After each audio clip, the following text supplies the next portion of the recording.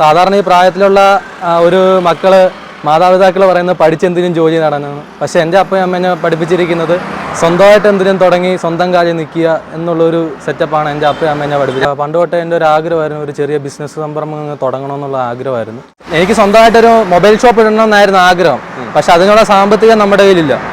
അപ്പം എന്നെക്കൊണ്ട് കഴിയുന്നത് ഇപ്പോൾ അതാണ്. അപ്പോൾ ഇതിൽ നിന്ന് ഉണ്ടാക്കുന്ന വരുമാനത്തിൽ നിന്ന് വളർന്ന് വരാനാണ് ഞാൻ ആഗ്രഹിക്കുന്നത്. അതൊക്കെ നടക്കും പ്രൈസേ. ഹായ് നമസ്കാരം, ഞാനിപ്പോൾ ഉള്ളത് MC റോഡിലാണ് കേട്ടോ.